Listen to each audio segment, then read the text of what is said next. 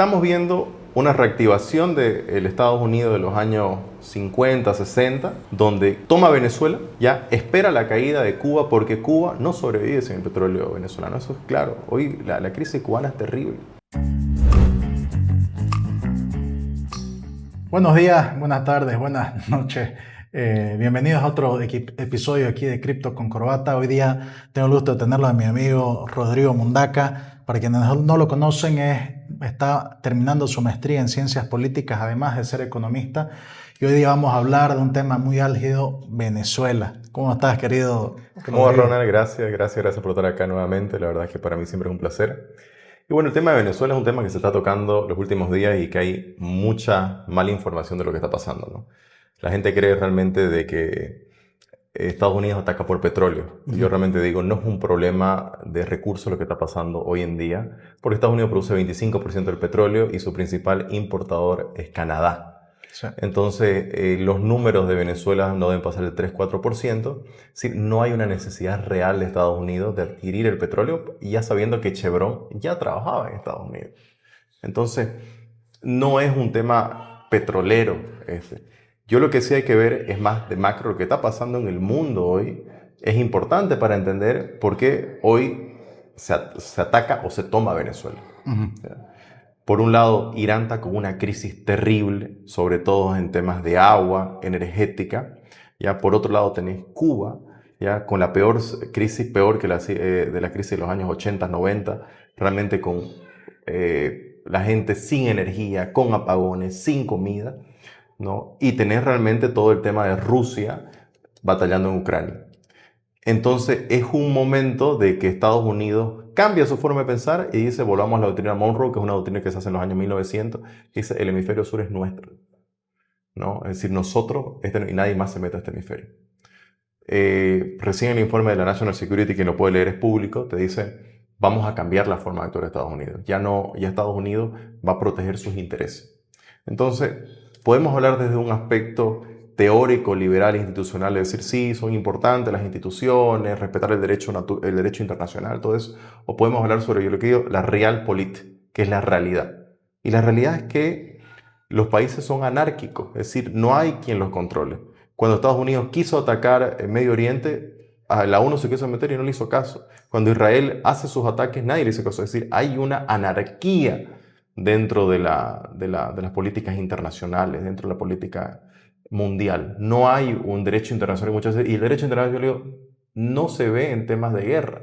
Es muy difícil. Y lo que ha pasado hoy es eso. Es un tema se han dado cuenta de la intromisión de Rusia, China, Irán, mediante las operaciones que era Venezuela.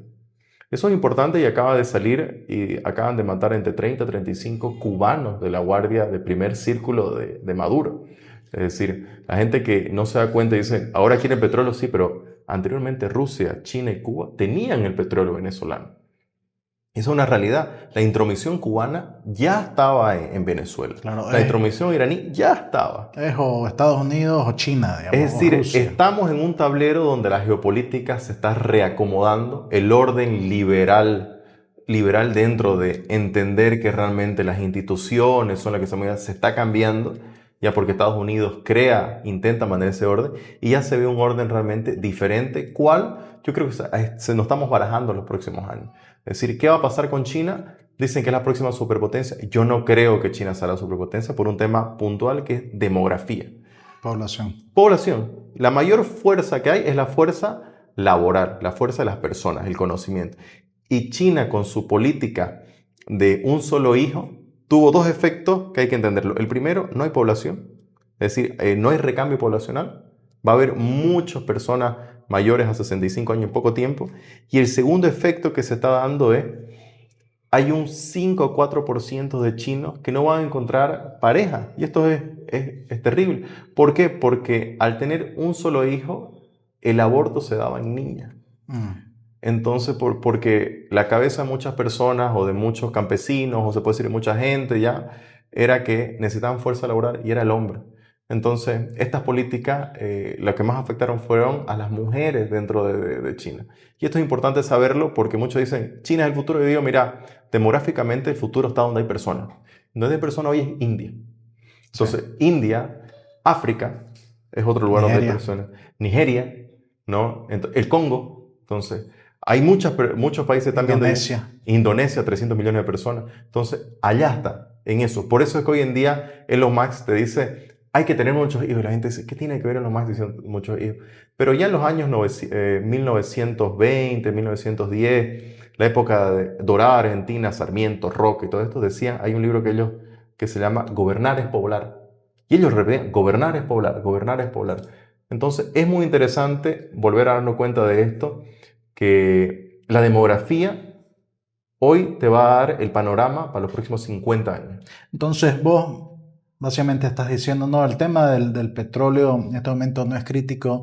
Los americanos gringos ya tenían suficientes reservas, control del petróleo. Esto es un tema de hegemonía, un tema de poder, quizá con un veneer, digamos, con una capa de legitimidad democrática al sacar a un dictador del poder, ¿no? Y una muestra también de poder hacia China y los demás poderes, casi como escogiendo llevárselo a Maduro en la misma noche en la que habían tenido charlas directamente con representantes de China ahí mismo en Venezuela, Yo ¿no? creo que es un tema de seguridad nacional. ¿Qué está pasando? La gente no se da cuenta que los tiempos son variables. Y cuando hubo la crisis de los misiles, ya cuando Castro estaba vivo, ya Castro llega a decir, tiren las bombas. Eso salió después en los reportes. Es decir, sabiendo que Cuba iba a ser destruido. Castro le llega a decir eso. Tuvimos nosotros al borde de una guerra nuclear. Y yo te digo, tener a Venezuela tan cerca de polos como Miami, Nueva York, posiblemente caiga ya los misiles hipersónicos que existen, es un tema de seguridad nacional la que está viendo Estados Unidos. Es lo equivalente a la cadena de islas de China, que Estados Unidos la tiene controlada en el Claro. Pacífico, ¿no? Entonces esto es la cadena de islas americana, donde si tiene llegada los rusos o quien quiera tener poder, específicamente Cuba y Venezuela, bueno, pues están demasiado cerca de Estados Unidos como para que estén cómodos. Entonces estamos viendo una reactivación del Estados Unidos de los años 50, 60, donde toma Venezuela, ya espera la caída de Cuba, porque Cuba no sobrevive sin el petróleo venezolano. Eso es claro. Hoy la crisis cubana es terrible. La gente se está saliendo por un tema de que hay apagones, no hay energía en Cuba, no hay comida. El turismo es terrible porque la gente va a los hoteles y en los hoteles hay una tensión que realmente los cubanos, al no tener comida, roban los alimentos, se los quitan, ¿va? Entonces, es un tema complicado lo que se está viendo hoy en día en Cuba. Estabas hablando detrás de cámaras acerca del efecto dominó, ¿no? De que era clave empezar controlando Venezuela. Si cae Venezuela, como bien decís, Cuba no tarda. Si no tarda Cuba, vemos a Irán que tiene cierto efecto de que caiga, y ese régimen también, donde hay ahorita activamente manifestaciones en X o Twitter. Ves muchas conversaciones acerca, oye, ¿qué pasa si esto sucede en Irán? Que empiezan a cortar el internet. Entonces ya está empezando a burbujear una sensación como la de la primavera árabe, de revoluciones, ¿no? Hubo un gran cambio en la política mundial con el ataque a Irán. El ataque a Irán para mí sí fue un gran cambio ese, ¿no? Fue para mí el gran switch que pasó. ¿Por qué? Porque el ataque a Irán lo que hace es destabilizar uno de los proyectos más grandes que hay contra Estados Unidos. Es decir, mucha gente dice, no, lo que pasa es que Hugo Chávez aprende de Fidel. Y no, aprende de los líderes iraní. La principal inteligencia es iraní, no es cubana y rusa. Entonces, cuando cae Irán, ya a los meses comienzan a haber una serie de caídas, como se está dando en Bolivia. En Bolivia hubo un cambio de régimen, y es importante que aquí se hizo un acuerdo militar con Irán. Entonces, Irán tenía un acuerdo con Bolivia, ya firmado, visitaron militares, todo eso. Ya, en Argentina se hablaba de que en Bolivia muchas veces se construían ciertos drones que después se mandaban. Eso había cierta información, nunca se llegó a consolidar. Ya, pero lo que era Bolivia, Venezuela, eran eje de lo que se llama el núcleo de Irán, China y sobre todo Irán y China, ¿no? Y Cuba, ¿no? Entonces se está dando un cambio hegemónico en estos temas. Estados Unidos pasa de ser pasivo a comenzar realmente a tener una actividad más consolidada en el tema geopolítico. ¿Qué crees vos que va a pasar, ¿no? Porque ahora hay cierta incertidumbre sobre cuándo van a haber las próximas elecciones. Hay comentarios alrededor de, bueno, mira, se ha posesionado a esta señora como, no recuerdo su nombre, como Delcy Rodríguez. Delcy Rodríguez, como presidente actuando, como, Ujú. sí, le pusieron su Sí. nombre, ¿no? Con la teoría de que, mira, todavía hay que gobernar este país, todavía hay que poder mandar a los militares, todavía hay que poder mandar a las instituciones, todavía hay que poder recrear esto hasta que Estados Unidos vaya como poniendo piezas clave dentro de cada una de las instituciones claves para después llamar a elecciones. ¿Cómo ves vos los siguientes pasos y la lógica que hay detrás de todo eso? Mira, lo primero que hay que entender es que sacar a Maduro de Venezuela no es acabar con el chavismo. Claro. No, es decir, es un organismo que tiene más de 25 años, consolidado, ya es una estructura de poder consolidada. Ahora, el cambio que va a dar depende mucho de ya de qué diga Estados Unidos realmente para poder hacer estos cambios, ¿no? Porque puede quedar lo que se llama un deep state, un estado profundo venezolano del chavismo, que termina controlando todo el actuar político venezolano. Esto lo vamos a ver en los próximos meses. Eso es una realidad, ¿no? Bueno, también hay unos temas bastante, bueno, hoy día en realidad estamos grabando un miércoles, ¿no? Esto va a salir domingo, pero en las noticias de anoche y esta mañana se empezó a ver movimientos de Estados Unidos y sus aviones yendo hacia el Medio Oriente, sus aviones de refueling, de carga, todas las señales que muestran que parece que va a haber operaciones de largo rango desde Estados Unidos hacia el Medio Oriente, con miedos de que hayan nuevos ataques hacia Irán o acciones en soporte a Irán. Y en paralelo estamos mencionando también el interés de Estados Unidos con Groenlandia, ¿no? Sí. ¿Cómo engancha todo eso en esta figura geopolítica que vos ves?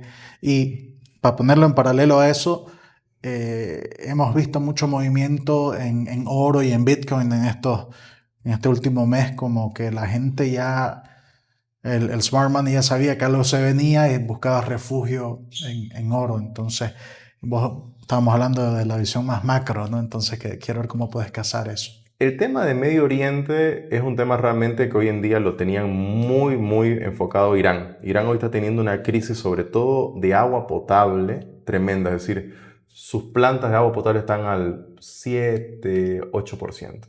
Sí, posiblemente ellos van a tener, no, y los países alrededores, por tener la mala relación con Irán, no le han importado agua también. Y ellos, por hacer tantas inversiones militares, no han hecho inversiones para poder desalinizar el agua, infraestructura de agua. Entonces, el mismo Irán está cayendo solo. Ahora, ¿qué puede pasar realmente? Que pueda haber movimientos respecto a Irán. Por otro lado, Estados Unidos lo que pide con Groenlandia realmente es un tema de recursos naturales. Eso es claro, y controlar todo lo que es la parte norte, todo el transporte de la parte norte. Entonces, pero más que nada es un tema de recursos que también se está consolidando en el hemisferio que como Estados Unidos siempre dominó, que fue el tema del hemisferio sur, ¿no? El hemisferio que está Latinoamérica, América, Centroamérica, todo eso, ¿no? Occidental. Y las cosas van a cambiar, eso es lo que le digo. Estamos en un mundo que vamos a ver cambios tan rápido que no nos damos cuenta, ¿no? Hay algunos consultores o teorías que te dicen, no, Estados Unidos posiblemente tome realmente a Rusia como su principal aliado y se dé cuenta que geopolíticamente el problema va a ser China, ¿no? Porque ve realmente una Europa que no está pudiendo conseguir y avanzar a los pasos que se necesita para ser una potencia mundial. Y esto se da por varios factores, ¿no? Por intromisión del Estado, por geopolítica, por demografía, todo lo que está pasando por Europa. Pero yo siempre digo, hay que estar muy atentos, los cambios son muy rápidos y aquí es importante ver el tema de que cuando salimos del espectro de los gobiernos y nos podemos hacer reservas en oro, cripto, estas figuras que han aparecido, realmente siempre apostamos a ganar. Porque la gente cuando tiene miedo se va a lo seguro y lo seguro siempre termina siendo oro. Y lo paralelo al oro que yo siempre digo es Bitcoin. Bitcoin tiene la misma solución que el oro. Escasez, divisibilidad y confianza. Entonces se podría pensar realmente de que las figuras que se van a dar y los próximos grande salto se va a dar en oro, en Bitcoin. Bueno, perfecto. Queríamos hacer un episodio corto para hablar acerca de Venezuela. ¿Agregamos algo más o crees que ya estamos cubiertos? ¿Qué expectativas tenés como último? Mira, yo tengo expectativas que hay este problema y un problema más que nada que se está buscando en Estados Unidos, el problema energético. Me dicen, ¿por qué energético? Yo te digo que la IA va a triplicar el consumo de electricidad en los próximos 20 años. ¿Ya? Y hay que hacer un paralelismo de la IA con el ser humano. Vos sabés que tu cerebro, siendo un órgano más pequeño que hay, te consume prácticamente el del 30 y el 35% de tu energía. Lo mismo está pasando con la IA. La IA está produciendo demasiado. Hoy en día están por inaugurar un campo de 1.5 giga ya, de data center en Paraguay. Entonces, realmente si nosotros nos damos cuenta que la energía es el futuro, que la IA te está cambiando, porque la IA es una tecnología que va a cambiar el mundo, ya te das cuenta que la energía va a ser muy importante. Petróleo, renovable, nuclear, llamar lo que querás. Déjame que te pero es agregue una energía. más. Sí, bajo la misma línea. Y bueno, íbamos a cerrar, pero ya se puso interesante la charla. El repuntamiento de la plata, donde se disparó, creo que, bueno, una barbaridad este último mes, seguido por un comentario de Elon Musk diciendo, pucha, esto es malo, la plata tan cara, porque es un componente clave para la robótica, y por otra parte China tomando acciones específicas como diciendo no, de aquí de China no sale la plata, apunta, pareciera, a movimientos geopolíticos donde están buscando controlar el futuro robótico, inteligencia artificial. ¿Has visto algo o leído algo acerca del tema de plata? Mira, lo que hay que ver es cuáles son los insumos para TMC, ¿ya? Los taiwaneses, ¿ya? Y para las plantas que producen los microchips en Holanda. Entonces, y para los que producen espejos también, que se llama 6.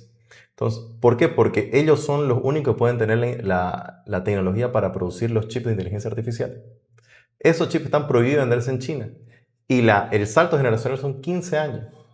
Entonces, Estados Unidos, por eso es que controla tanto Taiwán. Porque Taiwán está para eso. Dentro de esto, uno de los insumos clave, ¿cuál es la plata? Por los espejos. Los espejos. Los espejos no se pueden Y hasta para la miniaturización de los chips es con litografía, y la litografía es luz y espejo súper afinados. Sí, y esas plantas no se hacen en otro lado que sea en Holanda, y ahí se las mandan, que producen estos microchips, se lo mandan a China. Ya hay nuevos movimientos, por eso te digo, hoy en día los movimientos van a ser muy rápidos. Hace menos de 15 días acaba de decir que Japón ha podido hacer la misma tecnología que hacen los holandeses, 60% más barato, ya no con litografía, sino con impresión en silicio. Sí, es una tecnología nueva, entonces los japoneses han dicho eso.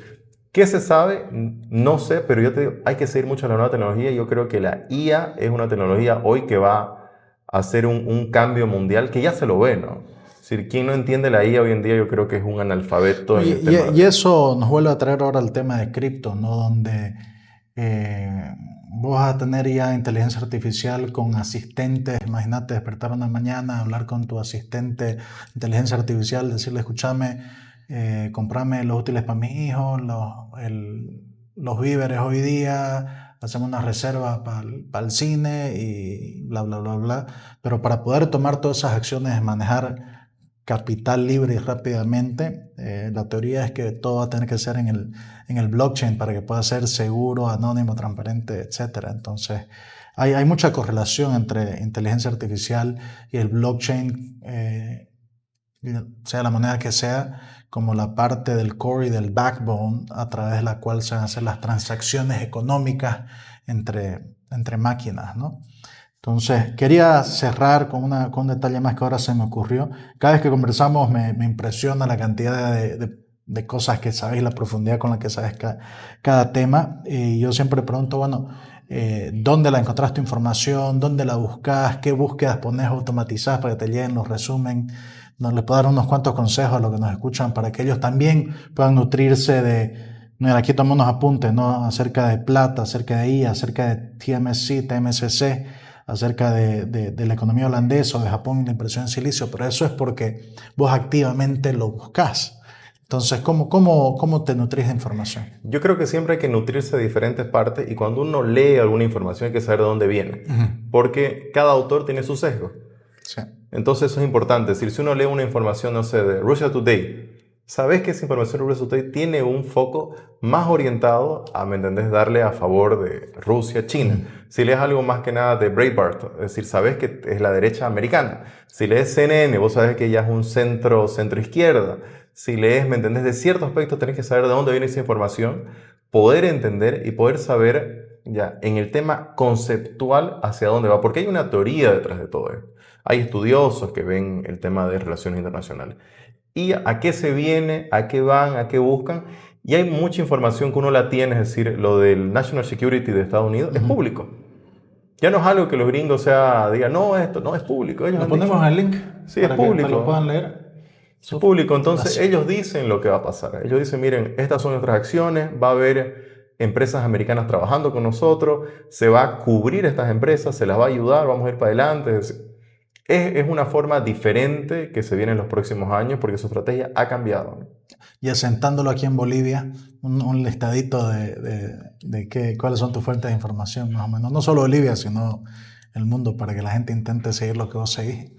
A ver, yo leo mucho Breitbart de Estados Unidos, ya lo que es, intento BBC, Russia Today, CNN.